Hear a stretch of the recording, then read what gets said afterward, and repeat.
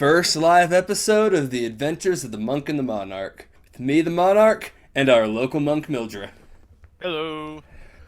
So, again, this is going to be the first time doing this live, but is going to be one other slight change to our typical format.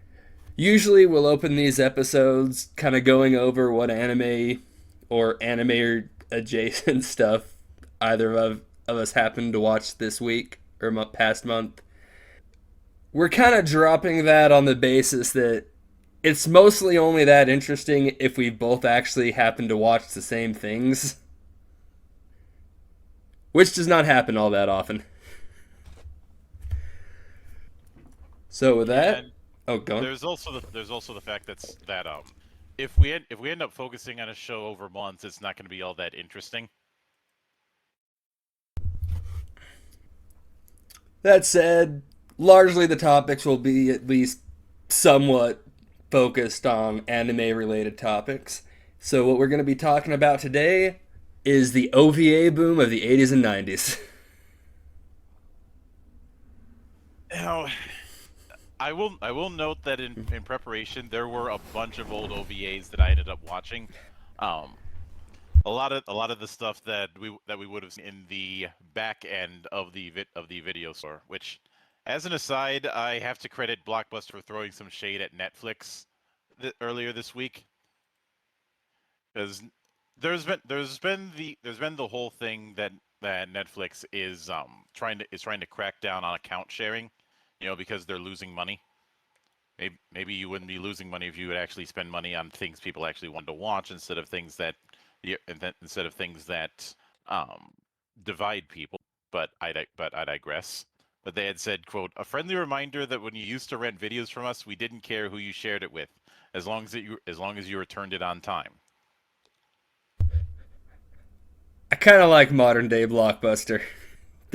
They are just very sassy. It's like I come at this from someone who was used to like direct to video animations kind of being looked down on.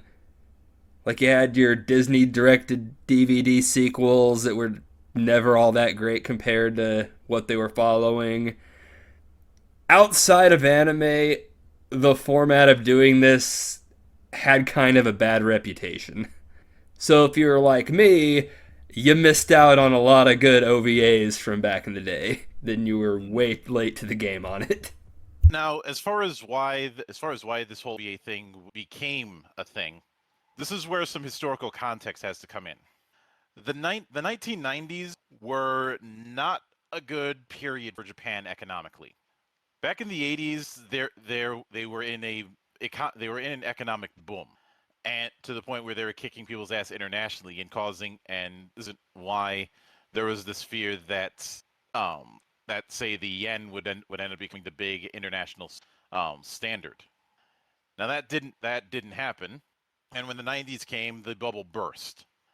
This is referred to as the lost generation, and a lot it wasn't full on depression levels, but it was a massive economic recession, and a lot of works that came out afterward reflected upon this era within the with and of course this also affected the animation scene, because a lot of projects ended up having to really scale back on budget. This is the big reason why you see a lot of shortcuts within direct to video and TV animation. Reusing cells is the obvious one, but flashing lights is another one. Some of the ridiculously scrunched up details in some cases. But the patient zero for this was Megazone 23. This was originally going to be a full series, but because of things that were going on, they had to cut it short, and they just released what they had direct to video. Well, Megazone 23 ended up being a massive hit, and it kind of kicked off this whole era of direct to DVD, which I'd say also coincides with just the rise of VHS as a viable home product, anyways. so you're able to do things without having to worry too much about TV censors. Yeah, the conversion to like a focus on OVAs for a while kind of came with its own interesting set of advantages that may not have been considered prior. One of which, as Mildred just mentioned, you don't have to worry about TV censors. This is the reason why why so many of the OVAs from this era are certainly on the violent end of things. I mean, could you see anyone putting something like the Devilman OVAs on television? Yes, I know Devilman was on TV, but that was a very, very, very neutered version of Devilman. Yeah, like you see some shows that are even coming out on streaming services now, which technically don't have those same censorship restrictions that you'd have on TV. Those don't get as violent as some of these old 80s and 90s OVAs. Yeah, and of course, even with, and I'd say one of the big things that certainly helped was again the viability of VHS, but also the viability of rental stores. I think people in the generation that includes you and I have plenty of stories of going into a Blockbuster, or in my case Hollywood Video, or what is previously known as Tidal Wave, Title, get it, and grabbing either games or movies, and especially finding new and interesting ways to sneak into that section in the back. You know the one. Mind you, half the time you didn't have to worry about that because they'd see an anime and go, "Oh, this is a cartoon. We can just put this out for anybody." Yeah, there is definitely that where a lot of the stuff that was anime was put in cartoon or family section, even though it really shouldn't have been. I've mentioned this story in the past, but I used to work at a video store, and there one of the more infamous incidents for me was was this hockey mom looking woman who these days would be probably considered a Karen, had put in front of me a copy of Watership Down and and asked if this was great for kids. If you've seen Watership Down, you will know why I hesitated in that moment. Yeah, for me it was Suncoast and Hastings. I don't know how nationwide Hastings ever got, but there were Suncoasts in a lot of places. I mostly remember Suncoast as actually buying, but Yeah, not necessarily renting, yeah, because it that was one Suncoast was. that ended up grabbing a shitload of anime Yeah, soundtracks. A lot, most of yeah. which I still have. Like I've never even it was I hadn't it was so in some of them I hadn't I had gotten the soundtrack first and then I watched the series. That's how I found out about Macross Plus. And yeah, a lot of them were in the ADV era. Another reason why I happen to be fond of that era.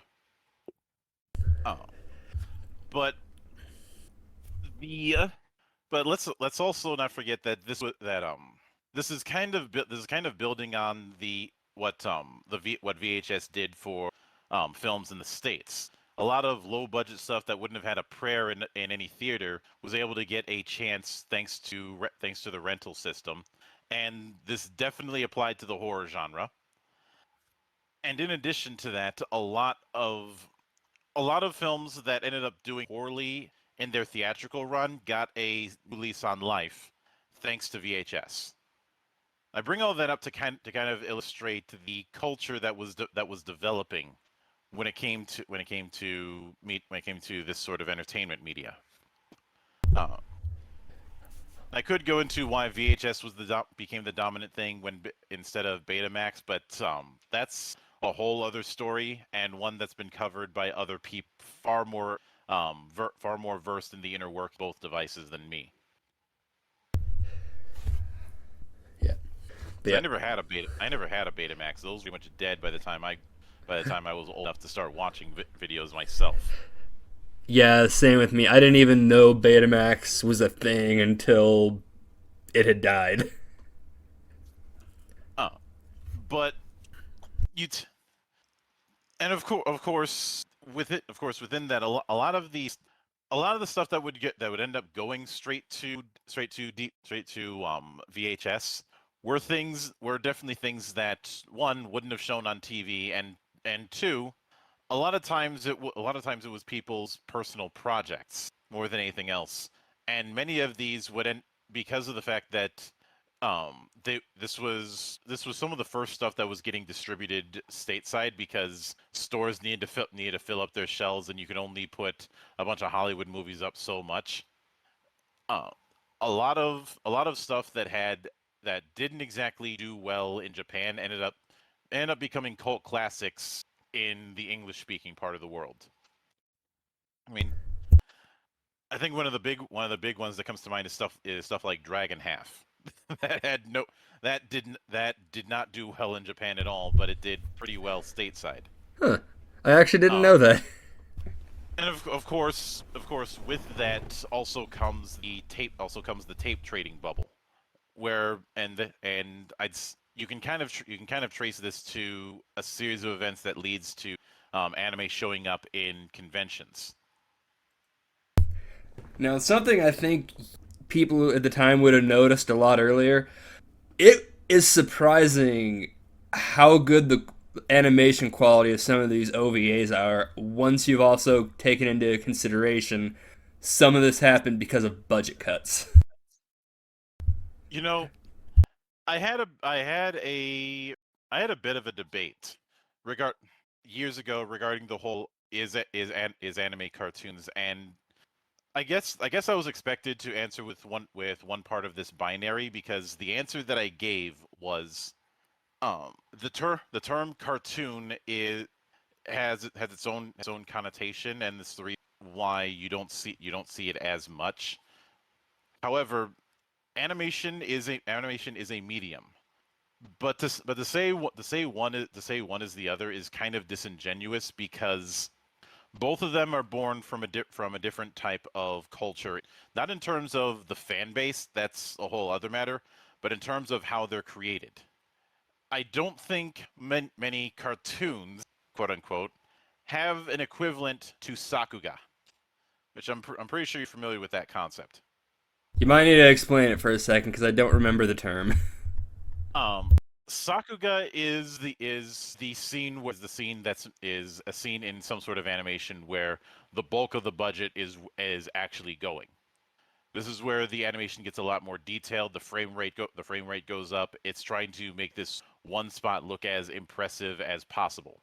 Oh yeah, because you'll notice in a lot of shows, especially if you're paying attention, there are obvious cuts. Like this part is clearly not as well animated. There's not as much details in the background going on. A lot of static images they'll try to like direct your eyes away from. But then you get to like the intense action scene where like everything's moving, flying. Yeah, I'd say a lot of that is because of limited budget. Animators had to get creative, especially since unlike with a lot of cartoons, you don't it's only been in the last maybe 20 years that we've had anime production. I won't say in the last 20 years, but when it comes to OVAs, they were largely a one studio project. It isn't like some works where they have a main studio and a bunch of helper studios doing the in between work, kind of like first and second unit directors. It would because of the fact that that was being done by this one particular studio. Um, and you're not going to be able to ask for more money or get your budget extended or something like that. You got to get creative, and this is how that creativity comes about. Yeah, because just visually, a lot of those OVAs, I when I actually started watching them in recent years, I think they looked a lot better than like the stuff that was getting aired on TV for anime. Which again, when you hear smaller budgets, you wouldn't think that would be the case. I would say there's one other avenue that something like an OVA was going to have that a TV anime isn't, and that's time. Yeah, you don't have to have like a weekly episode ready.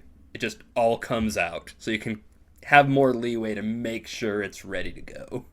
Of course, there's some cases where uh, where where where where they're adapting a source material in say for say a manga, but the manga is still in publication. That led all kinds of weird stuff going on. I know the easy target for this kind of thing would be filler arcs in stuff like Naruto or Bleach, although I'd say Bleach had slightly better filler arcs, but that's just me. But this is a consequence that happens because it's going to take longer to do a 25-minute episode of an anime than it is to write a chapter of a manga. Most times. I'm putting aside certain authors who are notorious for taking their sweet time. Togashi, I'm looking at you. And eventually you're going to run out of material. So what do? You stall. One other thing I think, just in general, I think is worth noting about something that distinguished OVAs from anything else.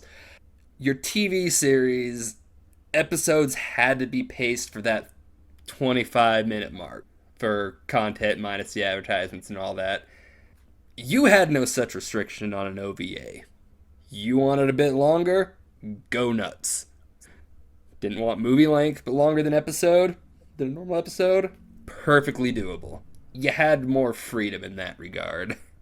And a lot of OVAs tended to they were either one shots or in some cases maybe 3 episodes, and it didn't take long before the bigger studios started to take notice of this, and you would see little side projects or spin-offs that would be getting the OVA treatment just with a bigger studio's budget. Um, I'd say if there's one studio who immediately comes to mind when it comes to taking advantage of this, it's Sunrise.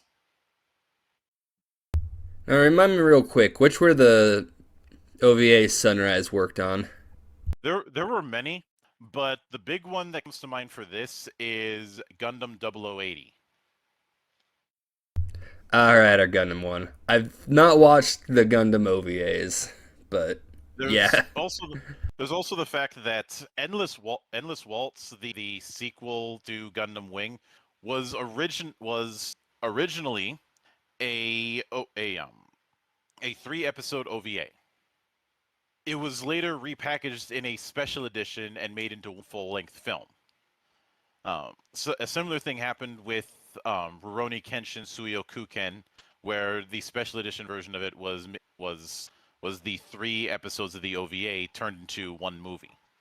And of course, although in a lot of cases, for whatever reason, the OVA bubble really loved adding cyber into the name, and there was a lot of Japanese cyberpunk works that got their start through this method.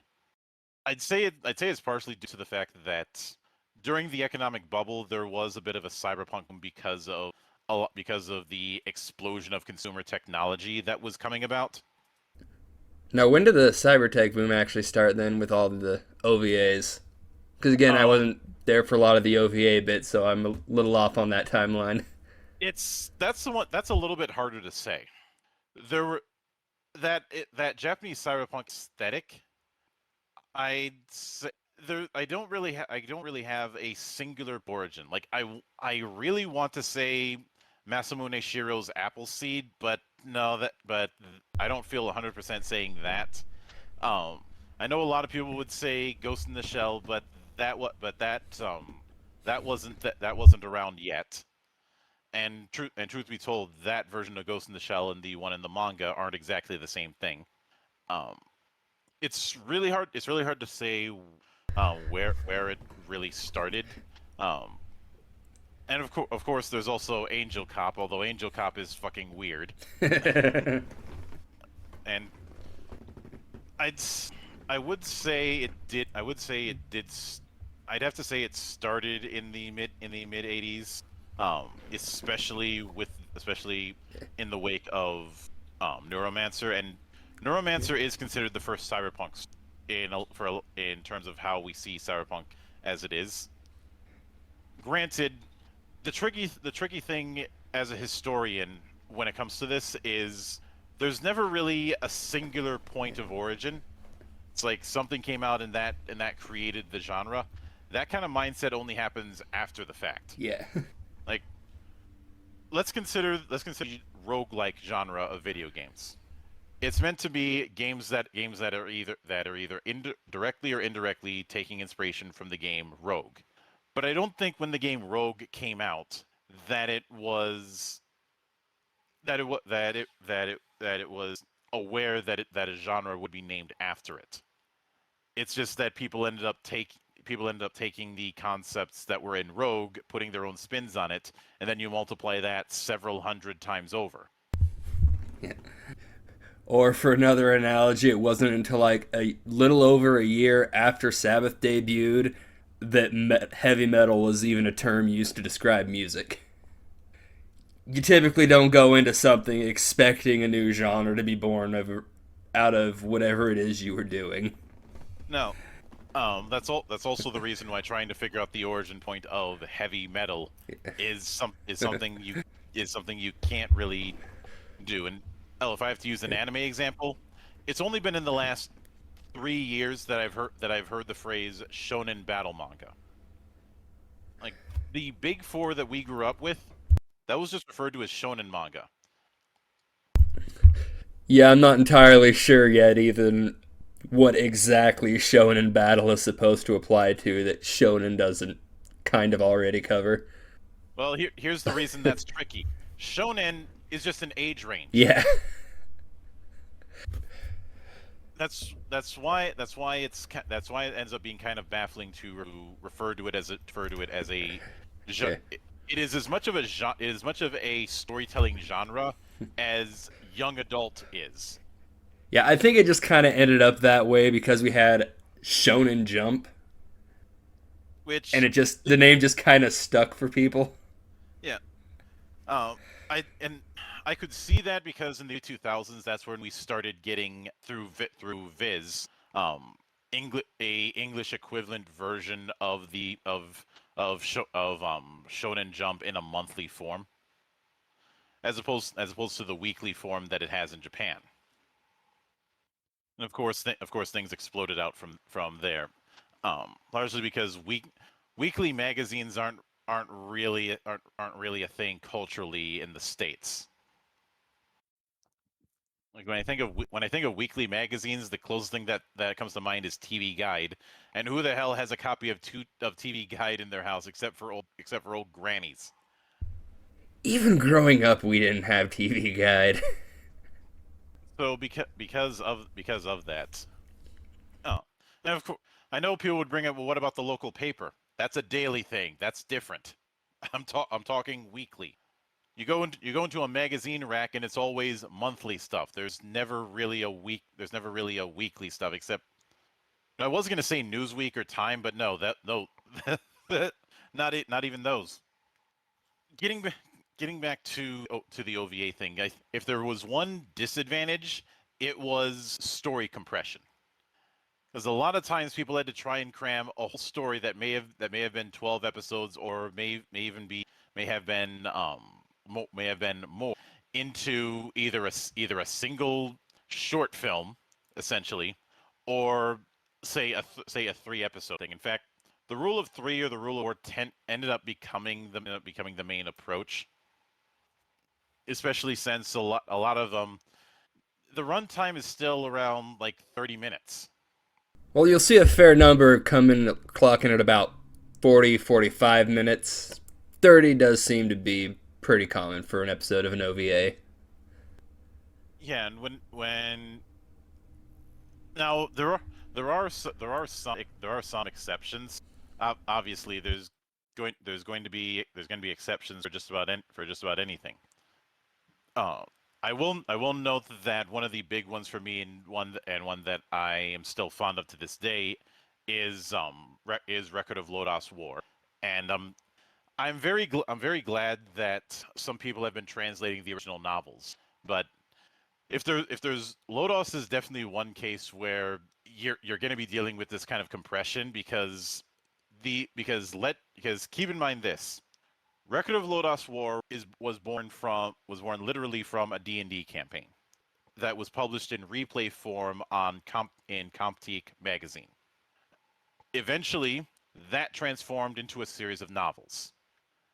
And when you're dealing with a series of novels and you're trying to adapt it into just consider how hard it is to adapt a standalone novel into a film. Now let's Because try that with a series of them. yeah, once again, the biggest enemy is time. In a novel, you've got all the time in the world. In a film, you don't, and for an OVA series, you have even less. I will of course note that I think a lot of people end up really getting made through this OVA bubble. One of the big ones is someone I've already mentioned, Masamune Shiro,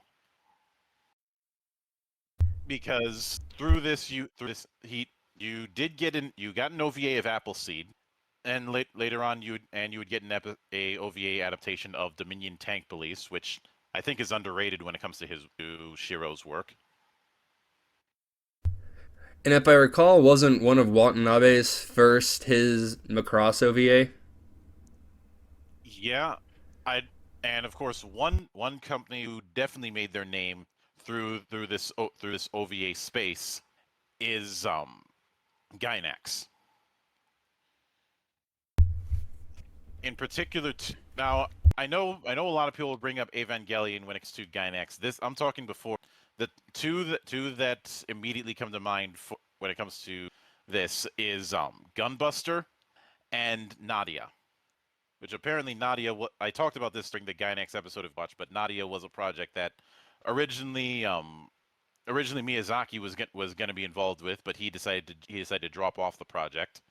I wonder if that's the reason why why Miyazaki and Anno don't get on. Of course, then you have stuff like Battle Angel Alita, which I will still argue that the amount of material that's within the original comic I would like to see done in a fun series. Because Lord knows we're not going to get a sequel to the movie, even though the movie that Rodriguez did is fucking great. And I'd also say that this was people's first introduction to Hokuto no Ken, Fist of the North Star.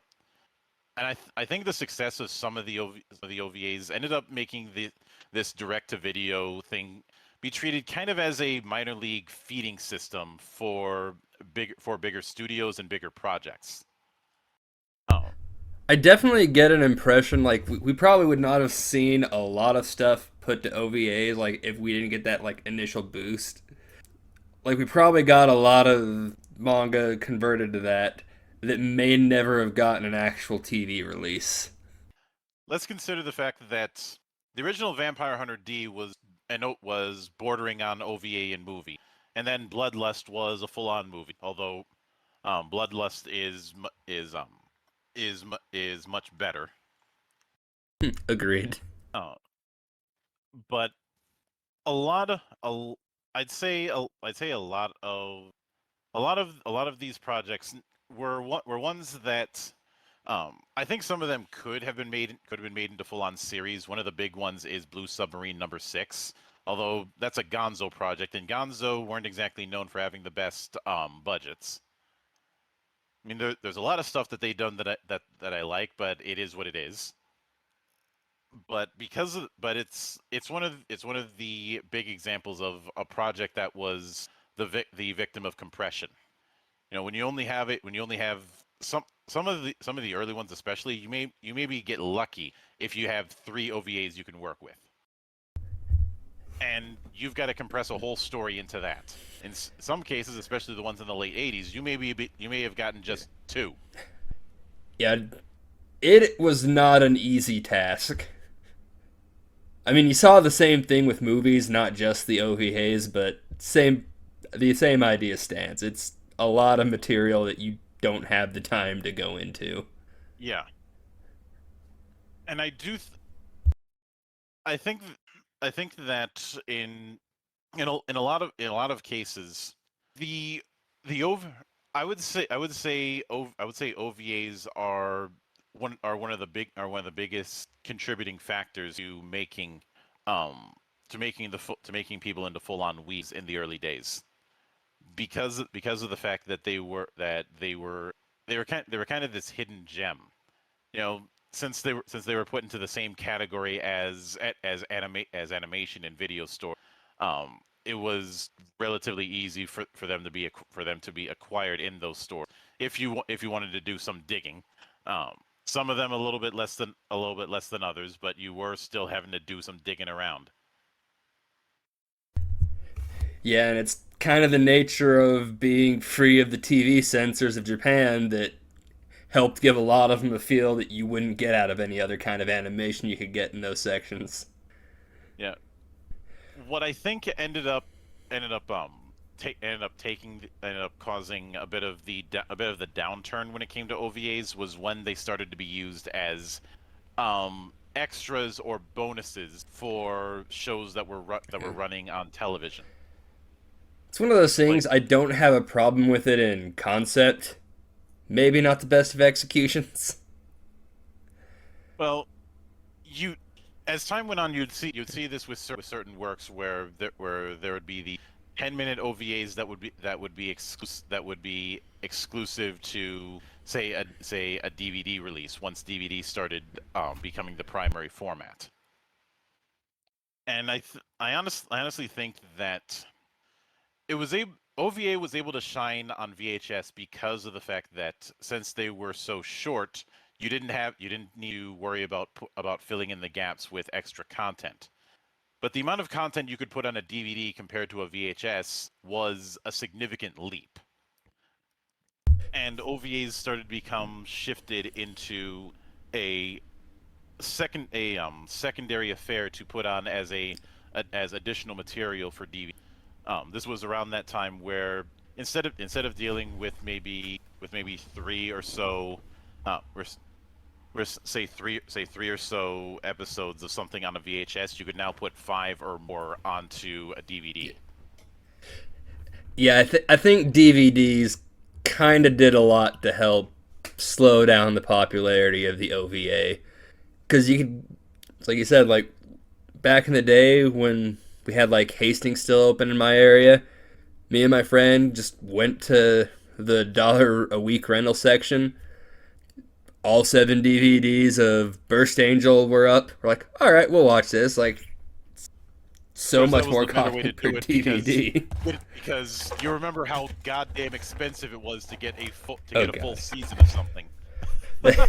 some it got ridiculous sometimes. Like, I get it, I but remember walking into Suncoast, and every time I would go in, there would be yeah, 10 volume box set of Gundam Wing sitting there taunting me. yeah.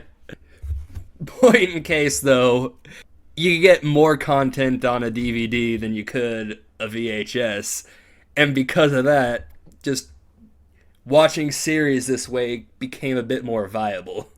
So you kind of lost that time restriction you were going to have with the OVAs. Now, I th- I think the other thing was with the I've mentioned this before, but the early 2000s were a massive period of transition for animation because everybody was starting to shift over into DigiPaint.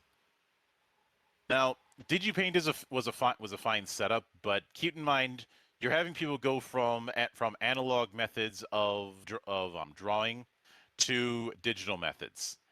That's not a transition that's going to happen easily.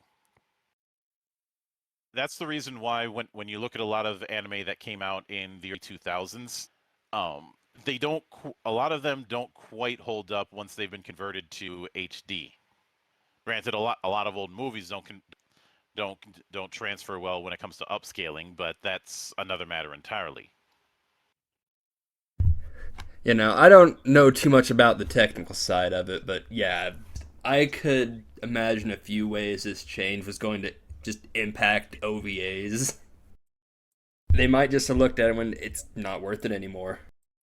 And that's not to say OVAs are extinct or anything like that, but they seem to be treated more as a optional extra rather than the main show.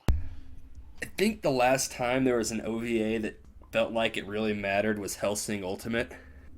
In all fairness, there's still plenty of OVAs, but because of and a lot of there was a lot of stuff that was able to come through, especially during the DVD explosion of the 2000s. Um, I will admit that the reason you're seeing less and less of them nowadays is largely because of the advent of streaming, because of the fact that everything from TV to direct stuff is being put on streaming services. The line really isn't there. Now, with things like anime, you'll still see typical episode lengths, even for shows going directly to streaming, Hmm. which I kind of don't know why they insist on sticking to that format when they don't really have to anymore. I think you could see a viability of like the 40-minute episodes coming back for anime like you'd see in those old OVAs. Yeah. Uh, but although there are still some that are go that the process. I'd say one recent example would be Ghost in the Shell Arise, which which was 6 episodes long, but each episode was, I think, like 50 minutes. What I'm actually surprised I haven't seen anybody do is just do varied episode lengths. I don't really I'd see imagine what would stop him from doing it now if it's going right to streaming. I'd imagine what would prevent that kind of thing um is the standards that are accepted when it comes to the platforms themselves. Yeah, I could see that being the.